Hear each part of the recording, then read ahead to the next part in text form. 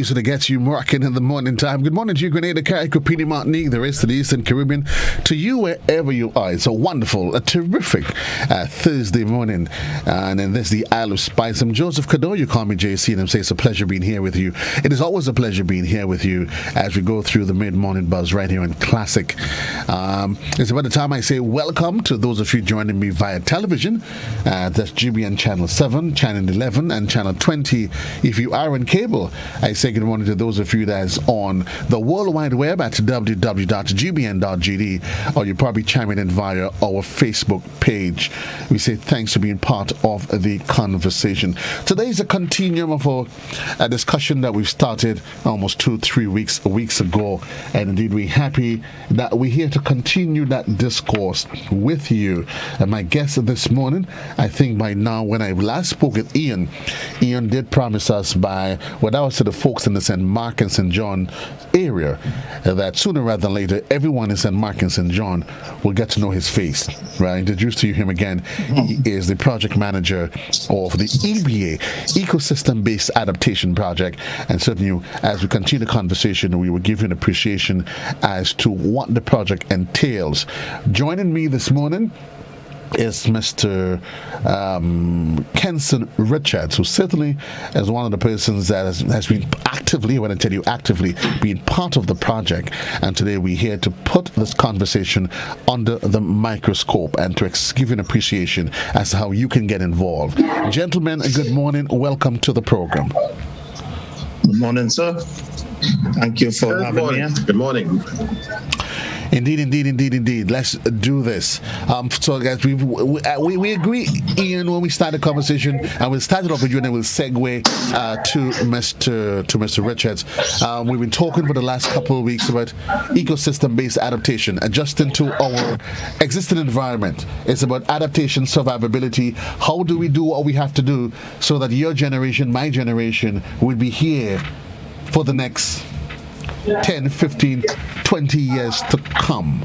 And the one thing we've agreed on, Ian, that as part of this project that is under the umbrella of Gren Coda, the survivability and the strength of this program is getting communities, individuals, families to take ownership and recognize the role and the part that they have to play in this project.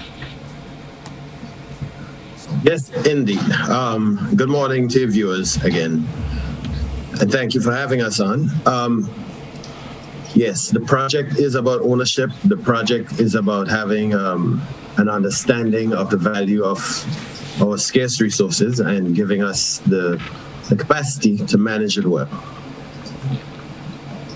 And we have Mr. Kenson Richards with us, who is one of the consultants, one of the engineers that has done 2 of the activities in the project so far. And he will be able to give us a lot of insight into what he's doing. Again, thank you, Mr. Richards. Good morning and welcome to the program. And just in case for our viewers and listeners, we have to tell you that Mr. Richards is you're a school teacher by profession? School teacher by profession. And we want the ministry to know that you have not abandoned your students. In case by chance we hear the background chatter, we can get an appreciation that you are at school. Let's talk about it, because it's not very often we see locals, though, Kenson, if you allow me to call you, getting involved in these sort of projects. Very often you have them and you hear, Ian, some agency from outside of Grenada. But talk to me about how you first got involved in this project. Right, so a pleasant good morning to Grenada, Carriacou, and Peter Martinique. I am very pleased to be on this program. It's a very good program. So I got into the program from one of my colleagues who saw an advert, I think, on the newspaper. So as he was going through, he said to me, there is this project that Gren Coda is embarking on. And I think it's a good project that we need to see if we can get our feet on, because it is part of our studies and so forth. So initially we sent in our proposal, and I guess Mr. Ian and his team realized that our proposal was very, very good. We were on point, backed by the qualification, so we were awarded the first project. So basically, the first project was to identify hotspot areas in St. Mark and St. John, 3 rivers and coastal areas between St. Mark and St. John. So we did the Tuftonall River, we did the Charlotte River, and we did the Douglaston River. So that was the very first project. I can tell you that the first project was very successful. I guess Mr. Ian would agree with me. And also, we as a consultant, myself and Mr. Kevin Samuel, who is unable to be with us at this time, we learned a lot. Local knowledge is important, and we learned a lot during that project. So that was the first EBA project that we started. Let's just before we get into the work, the idea is that we want to be able to get people to understand what's involved. So you did 3 rivers, and you said you did work. What was the nature of the work that was done? Right. So the nature of work that was done on the first project, we were looking for pollution hotspots around the 3 river systems that I mentioned.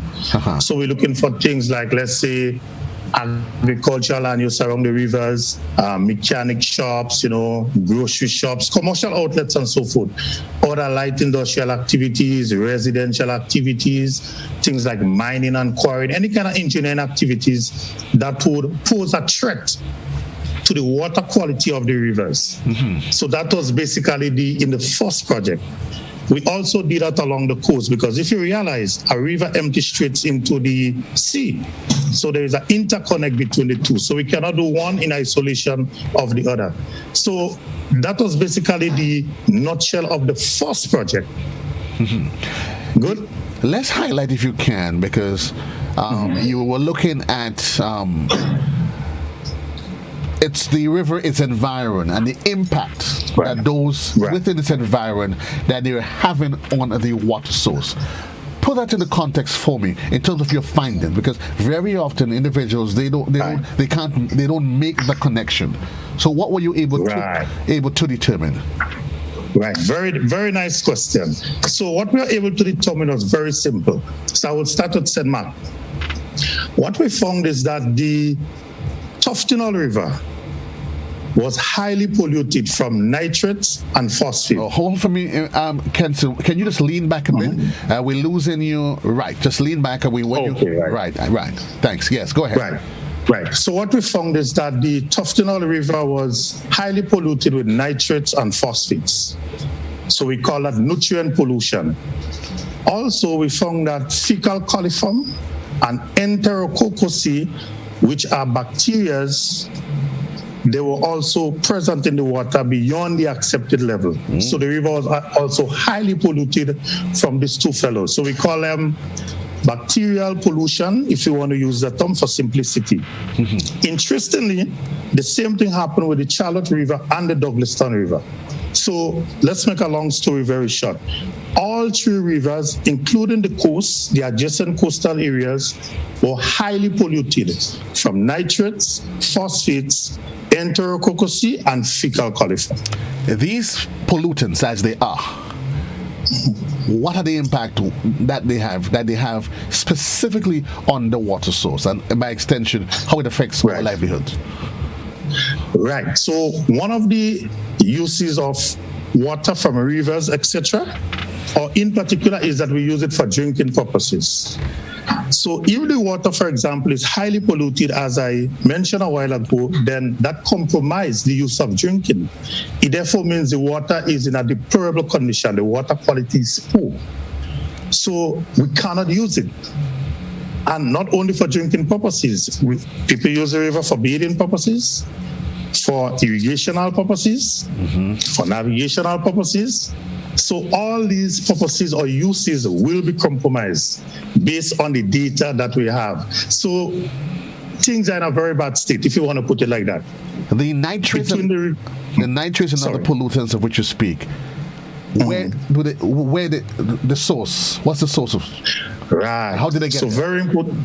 Right, so very important question. So earlier on, I mentioned a number of activities around the watershed area. Nitrates and phosphates in particular, a lot of them would come from agricultural land use, the use of fertilizers in agriculture and so forth. All right. Also, you'll notice that along the 3 rivers, there is a high residential settlement, and it's dense, it's nucleated. People use a lot of detergents and other cleaning agents and so forth. These things are phosphates. Good. So it is simple. When they get on the land, rainfall, of course, the rainfall, which is runoff later on, would simply carry all these pollutants, nutrients, and bacteria into the water, the nearby streams. So in short, very simple. This pollution of which you speak is based on what it is contributed by human activity. Very well said. Very well said. Yes. So this is not a case of we saying that the pollution of our water stream is based on some outside source. This is man-made activity. Our actions that is impacting on the quality of all the water source. That's right. Now, remind us again. I know NAWASA has responsibility for water sources, but those the three water hotspots that you refer to in the area. Right.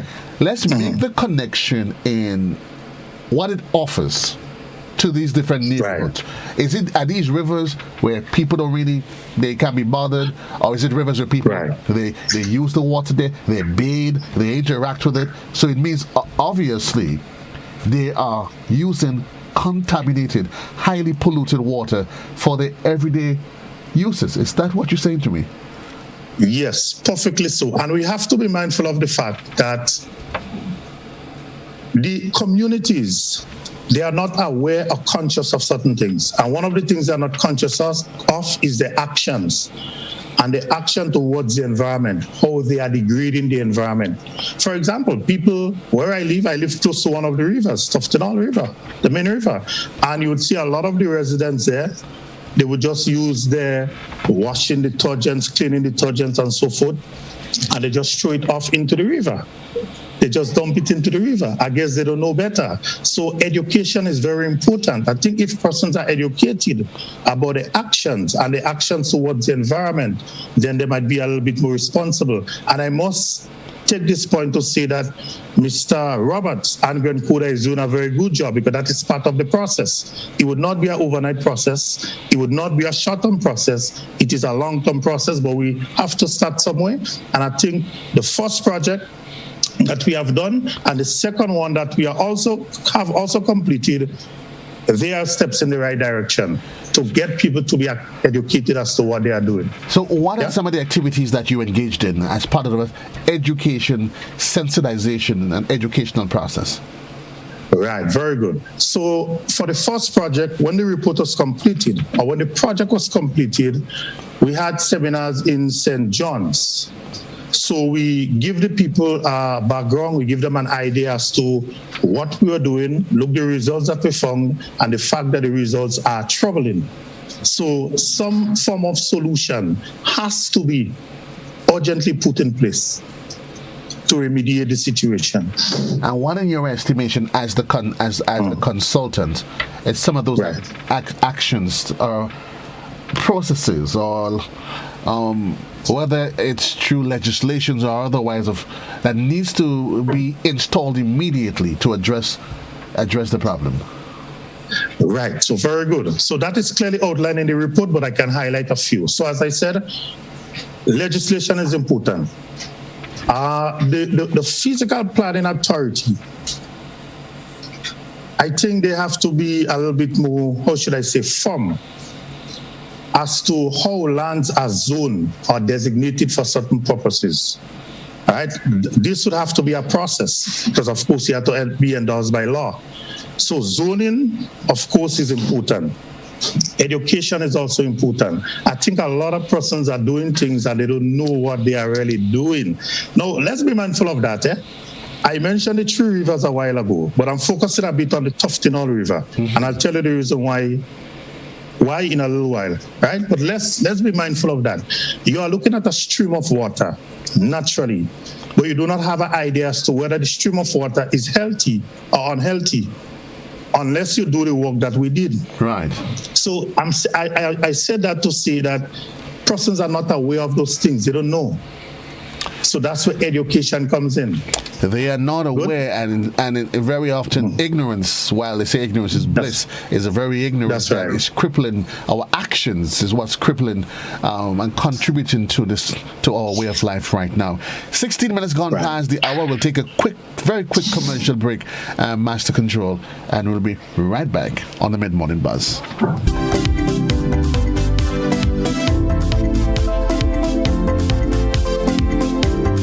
Join GBN on Wednesday nights at 8 p.m. for Interesting Grenadians, a program that showcases the lives of interesting and outstanding Grenadians at home and abroad. It's Interesting Grenadians every Wednesday night at 8 p.m. on GBN. Don't you miss it.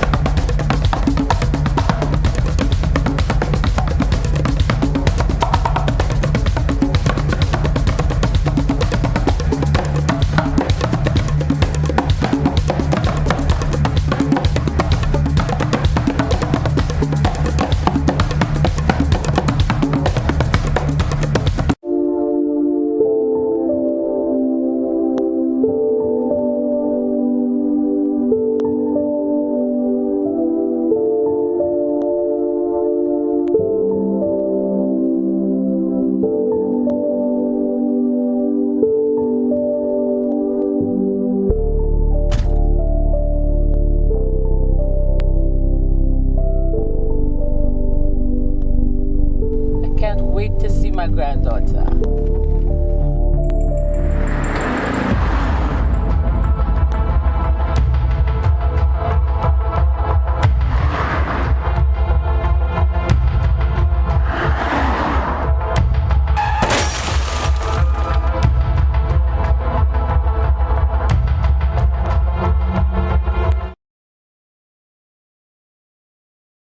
COVID-19 is an infectious disease caused by a new coronavirus introduced to humans for the first time. It is spread from person to person, mainly through the droplets produced when an infected person speaks, coughs, or sneezes. These droplets can land in the mouths or noses of people who are nearby. These droplets are too heavy to travel far in the air. They only travel approximately 1 meter and quickly settle on surfaces. This is the reason person-to-person spread is happening mainly between close contacts. The exact time that the virus can survive on surfaces is not yet known.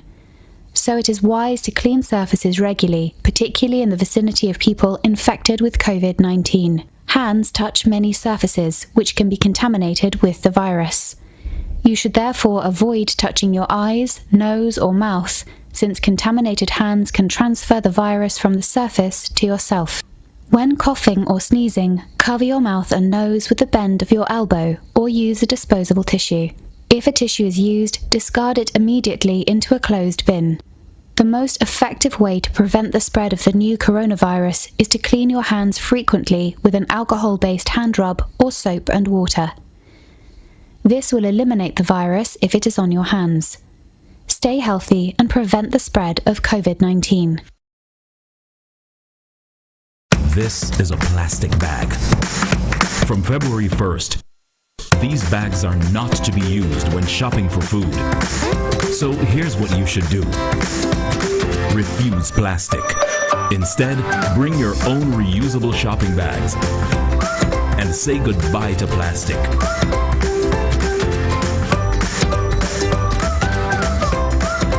Choose to refuse plastic. Walk with your reusable shopping bags and help protect pure Grenada from plastic pollution. A message from the Ministry of Climate Resilience.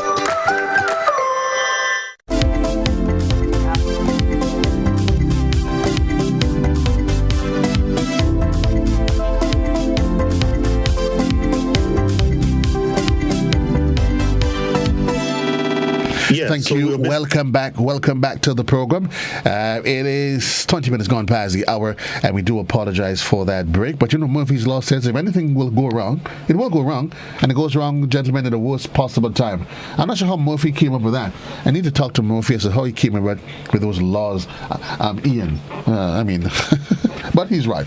If it has to go wrong, it will go wrong, and there's not a thing that we can do about it. So thank you. Welcome back to Before the Break. For those of you just joining us, my guest this morning, Ian Roberts, the project manager of the EBA, project, and the consultant of one of the phases of the project. And before the break, Ian, and for those just joining us, Kenson was highlighting the first phase of the project was the identification of 3 rivers, and the one thing that they had in common was the volume of pollutants, literally. So basically, our water sources polluted, and this is a very water source that we depend on for life. And we also agreed, Kenson, that the pollutants found in those water sources was as a direct result of human action, behavior, or otherwise. But human beings are in fact responsible for the pollution of our water sources. Human beings are responsible for the impact we have on our own livelihoods. And we did highlight what is needed. Ian, we were at the point of having identified that the report did indicate what can be done in terms of proper zoning and different policy agendas that has to be done. But importantly, education, Ian, was what the last thing Ian and I, Kenson and I were highlighting. Educating people as to how their behavior affects the environment. Yeah? And I think this is the focus, and what we're doing today is a clear indication of how we are attempting to achieve this. Ian? Yes, indeed.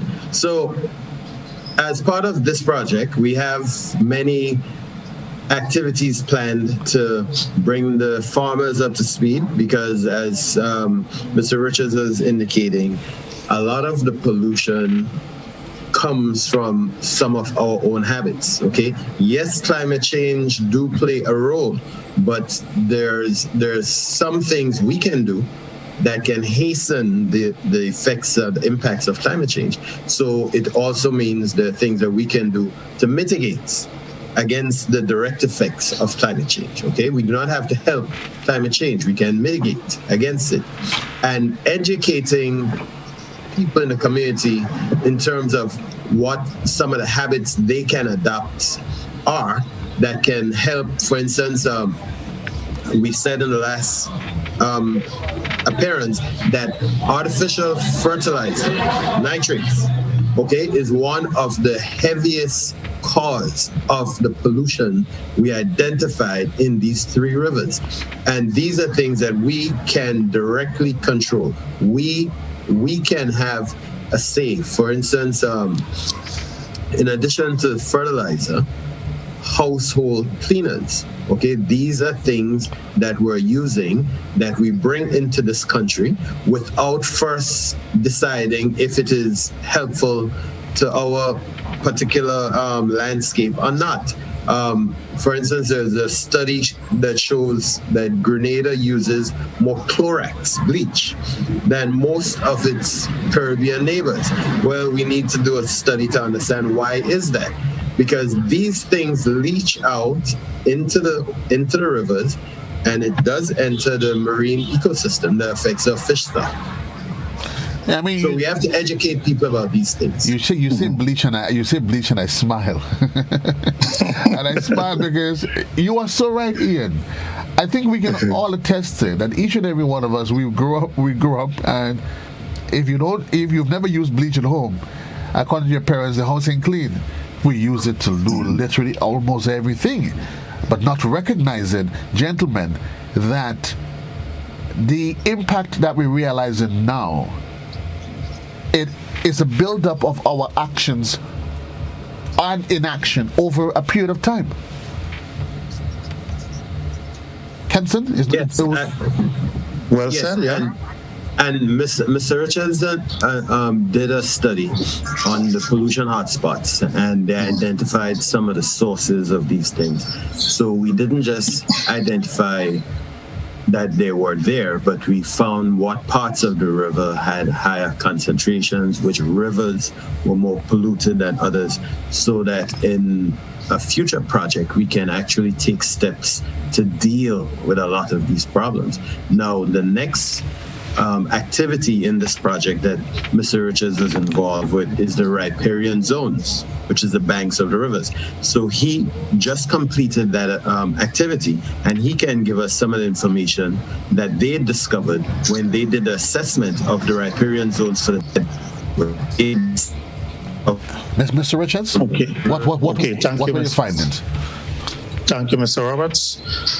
Okay, so in a similar nature to the first project, the findings of the second project, which has to do with an assessment of the riparian zones and water quality along 3 rivers and coasts along the St. Mark and St. John's border, was also interesting.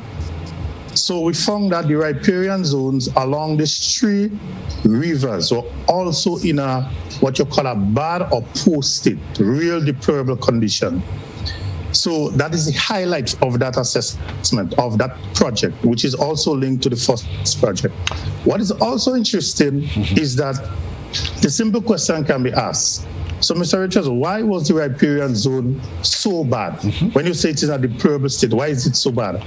Again, it comes back to us. We found that the riparian zones along the Tuftonall River, the Charlotte River, and the Douglas Stud River, they were highly stressed or pressured by human activities. As I mentioned before, residential activities, infrastructural activities, light manufacturing activities, commercial activities, and of course, agricultural activities. So when I refer to riparian, I'm referring to that strip of vegetation along the river banks that is in direct connection to the river.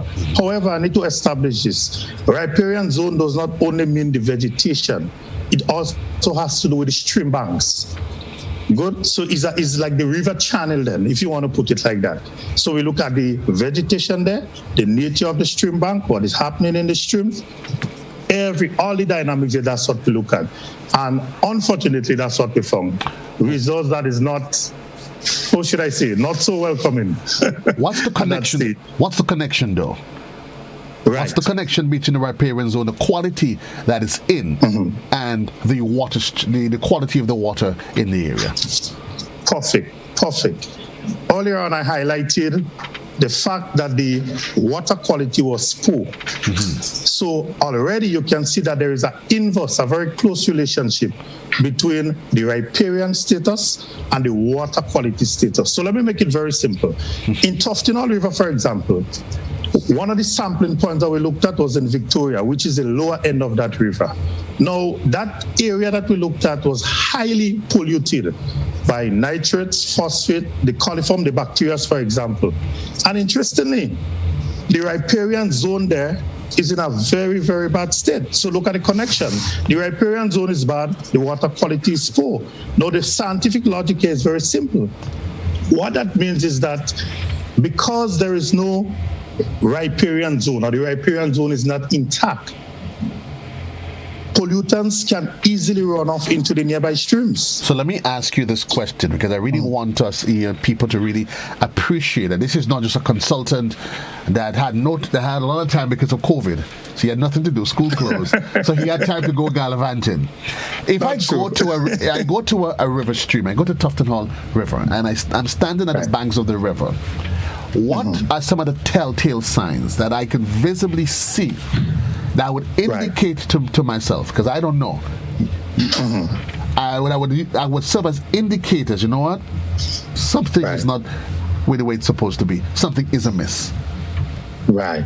If I could jump in here, yes, Mr. to give you a visual, okay? Because obviously in a program like this, we don't have the opportunity to go into all the photographs that were taken.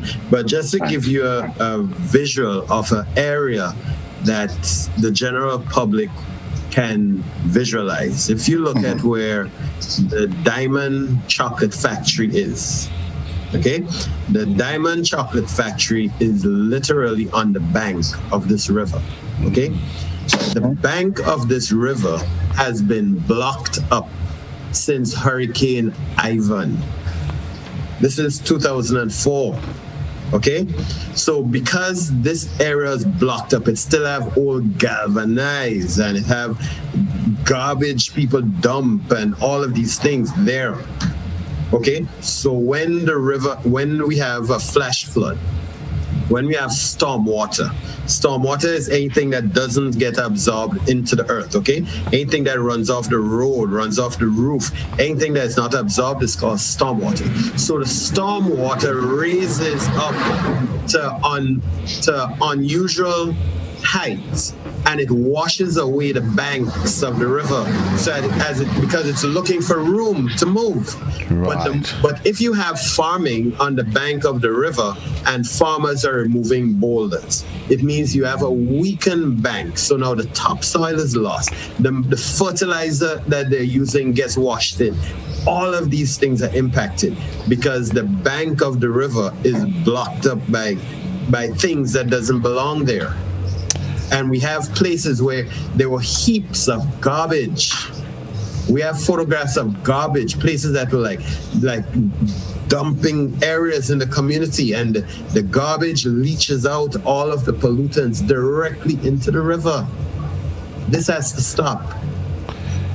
So we have to educate the community. The riverbanks, Ian and Mr. Richards, they serve their purpose, don't they? That's true. There's not just land that's just idly sitting alongside the river. It has. That's true. Yeah. It has a biological purpose it serves this purpose. But we don't seem, as human beings, we don't seem to be aware of that. So we remove the stones, we remove whatever topsoils that's there. We throw things into it, and we just think it doesn't cry out for help. But the river has a life of its own. That's true. Very well said. And also, Joseph, what the community has to understand, okay? The stones in the river slow down the force of the water, okay?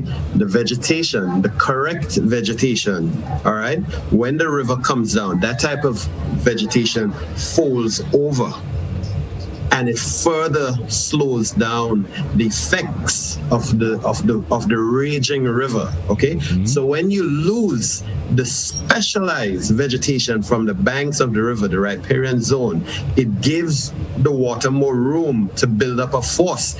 And if you don't have something with an equal power to stop that force, it just goes until it finds one, and it becomes the root of trees that are on the banks. Ian. So by the time the river hit the roots of trees, you can see what's going on here now. So let me ask you this, because I have no idea where those rivers are. The only river I know is the St. John's River. And ever so often, and I'm trying to bring it draft it into the conversation, so that maybe.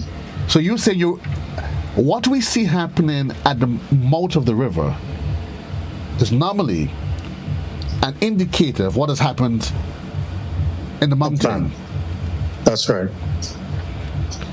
So one of the points you're making is the removal of the vegetation, the stones that slows down the flow of the water.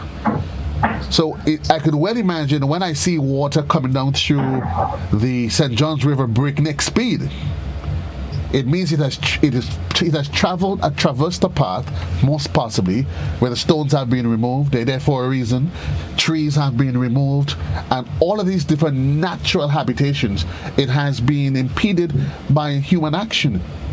And what we see, the flooding in certain areas, is as a direct result of those actions.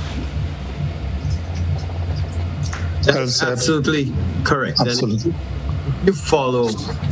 if you follow the path of the St. John River through River Road, you'll notice that the areas where there is healthy vegetation on the banks of the river, there are no problems. Okay, as you get into the River Road area where the vegetation has been removed by the machine.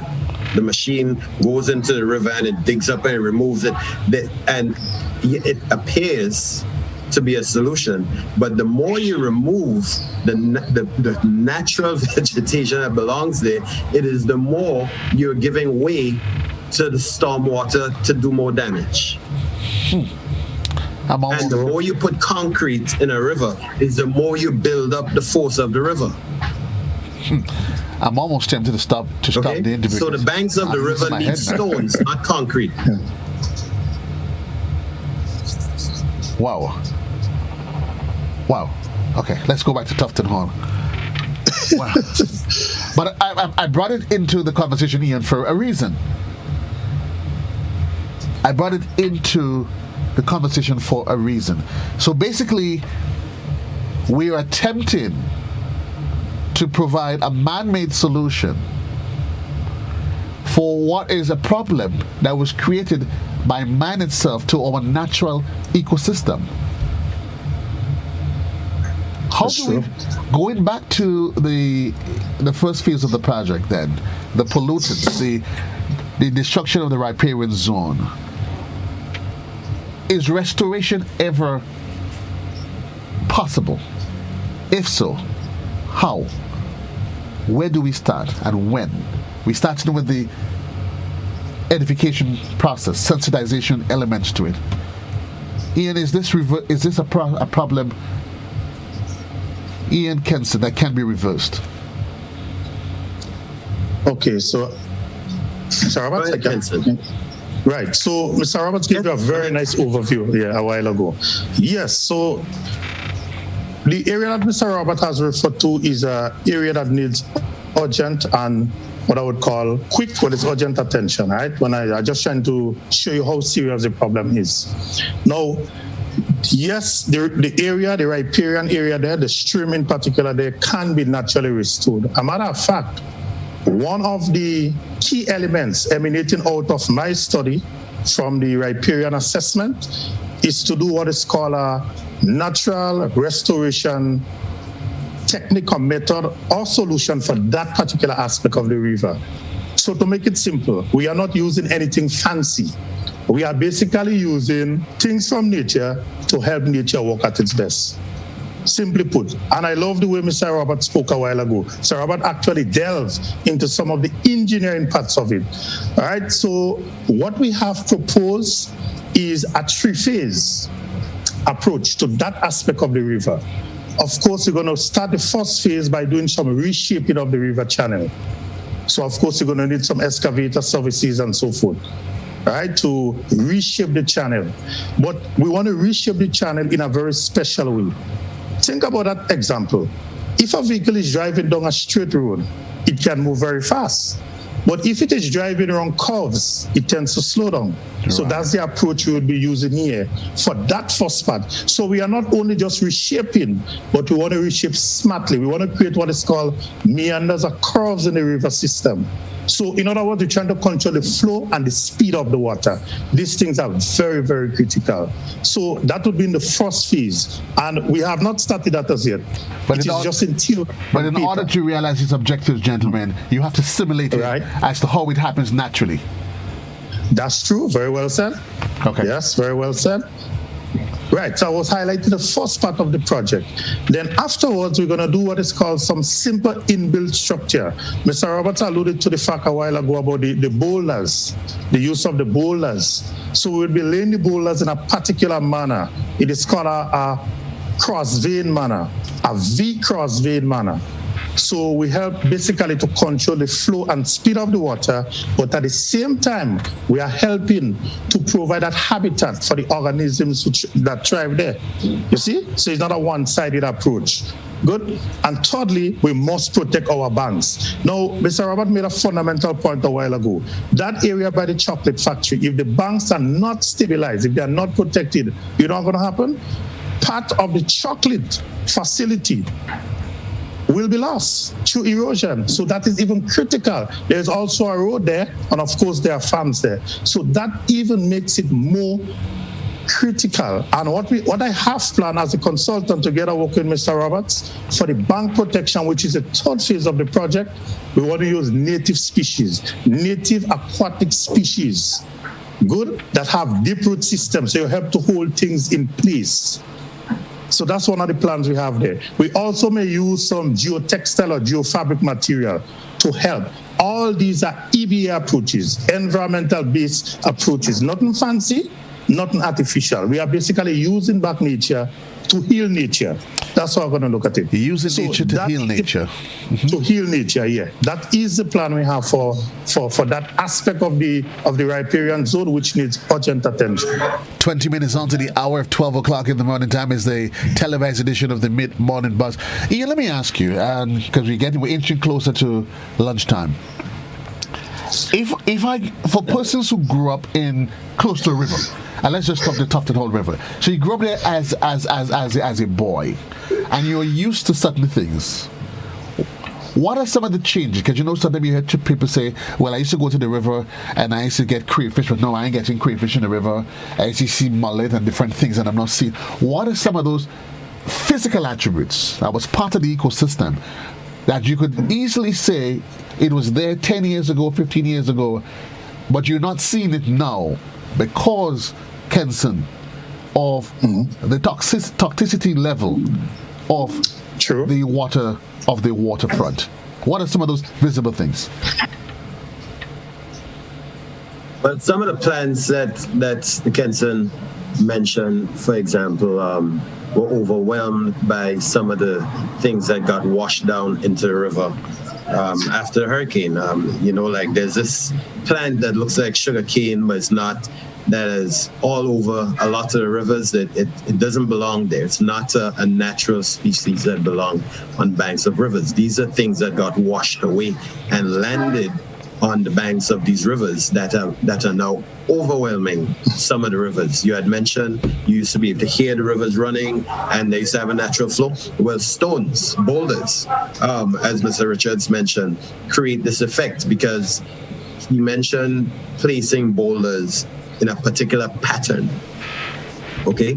Because when the boulders are placed in a V, upside down V, okay, it forces the water towards the middle and away from the banks. So it's not just a matter of having boulders. They form a certain formation. You ever notice that when you go to the waterfall, how the water seems to have more energy when it's falling over?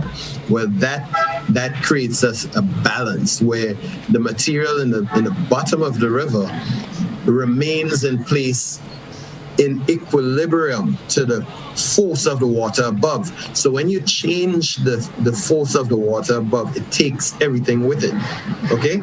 So the way the stones are positioned, you notice if you go to Seven Falls, for example, you notice there's a bowl shape. It's never a straight line.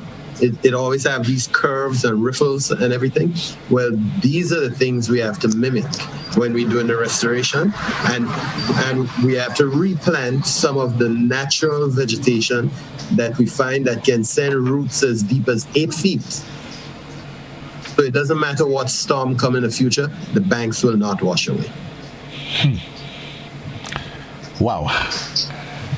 And we thought that it was just idle lands that was sitting there, not understanding. And it's just how we grew up. We were born with nature around us. We grow with it, but not understanding, gentlemen, the relationship between these seemingly mundane things, because it is right there. Not understanding how our actions and even inactions can affect. So here we are. 15 minutes onto the hour. Where to from here, gentlemen, as it relates to this conversation? What's the next step? Okay, Mr. Roberts, I can come in there? Yes, Kenson, go ahead. Right, so the next step is critical.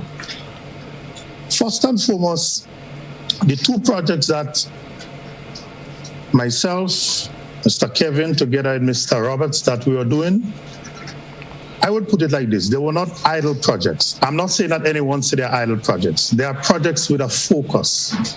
Now, there is a plan right in place as we speak to put what is called a marine protected area, an MPA, that's out there in the coastal environment along St. Mark. So I'm going to be a little bit biased here. I'm going to refer to St. Mark. And of course, you cannot put an MPA system along an adjacent coast where a river is emptying without knowing or without assessing what is happening in that river system. I mean, the persons have to be mad.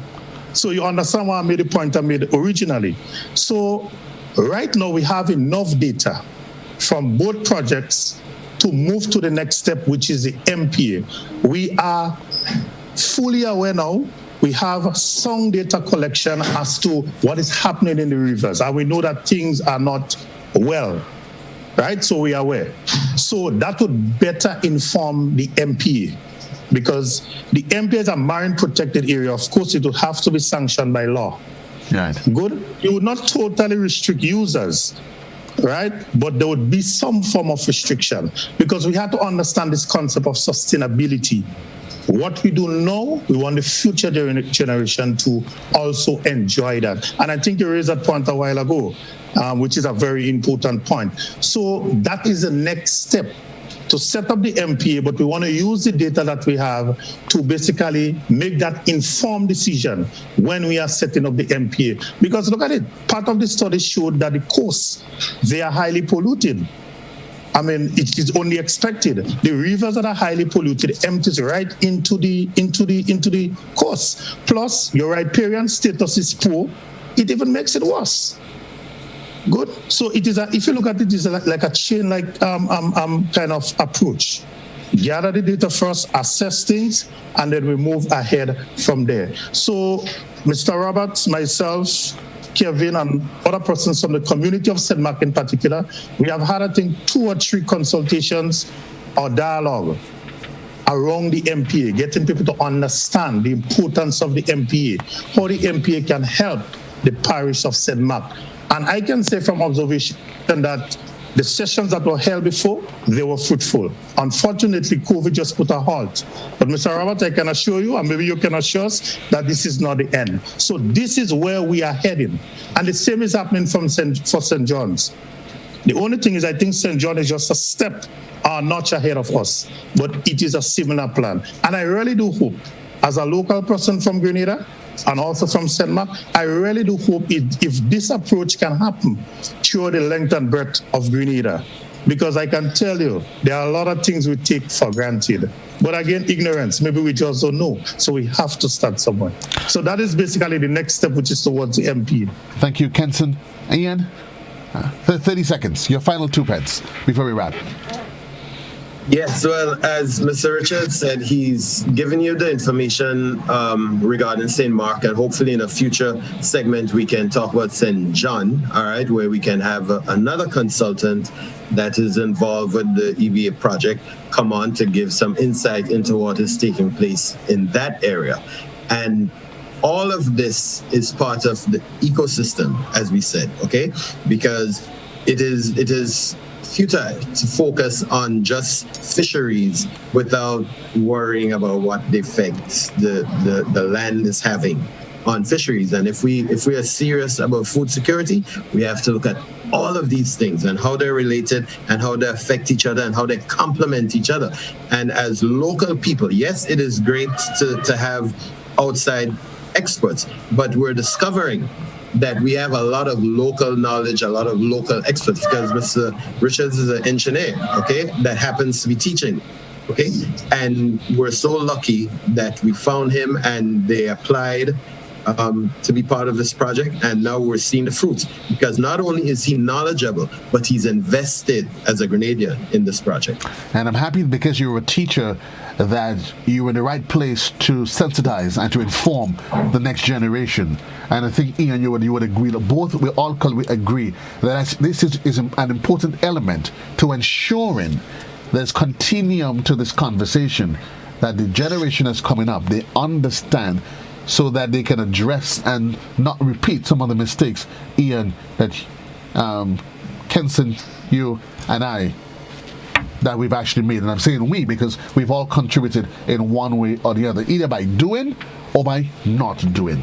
Gentlemen, thank you very much. 10 minutes on to the hour of 12 o'clock. Yes, 10 minutes on to the hour of 12 o'clock. The luncheon edition comes up next at the top of the hour. It's a production of our News and Current Affairs Department. Indeed, it was a pleasure being here with you as we do every day. And I want to encourage you to continue to live life and love life. Treating each day as your last day on planet Earth. For those of you that is on television, I send you back to studio control for your regular programming. For those of you on radio, that's Classic 105.5, 105.9. 101.9. The midday edition comes up at the top of the hour. Until then, so long, everybody. JC loves you. Have yourself